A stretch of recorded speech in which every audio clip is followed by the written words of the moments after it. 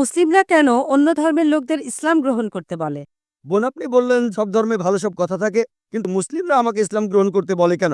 অন্য যেসব ধর্ম আছে সেগুলো যা বলে তার বেশিরভাগ কথাই ভালো। তবে ইসলাম ভালো কথা বলার পাশাপাশি আপনাকে দেখাবে কিভাবে সেটা অর্জন করতে হয়। আমি উদাহরণ দিয়েছি, সব ধর্মই বলে চুরি করো না, ইসলাম একই কথা বলে, তবে ইসলাম দেখিয়ে দেয় কিভাবে সেই অবস্থানে যাবেন যেখানে কেউ চুরি করে না। জাকাত দেন, সাহায্য করেন, এরপর কেউ চুরি করলে তার হাত কেটে ফেলেন, তাহলে চুরি করা বন্ধ হয়ে যাবে, কোনো অপরাধ থাকবে না। এজন্যই আমি বলেছিলাম যে ইসলাম ভালো কথা বলার পাশাপাশি আপনাকে দেখিয়ে দেবে কিভাবে সেটা অর্জন করতে হয়।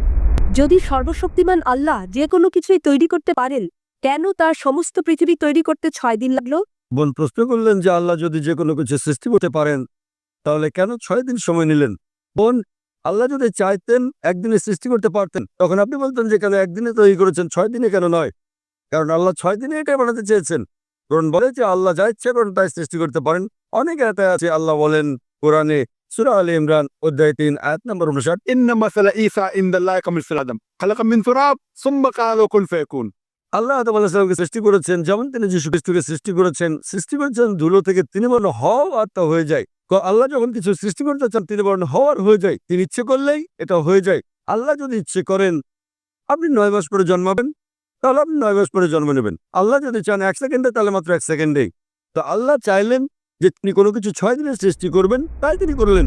পৃথিবীতে অনেক মানুষ ভুল কাজ করছে। আমার ভাবতে খুব অবাক লাগে, এতগুলো মানুষ দোজখে যাবে। তিনি অবাক হচ্ছেন এতগুলো মানুষ কিভাবে দোজখে যাবে। আমাদের এই জীবনটা হলো পরীক্ষা।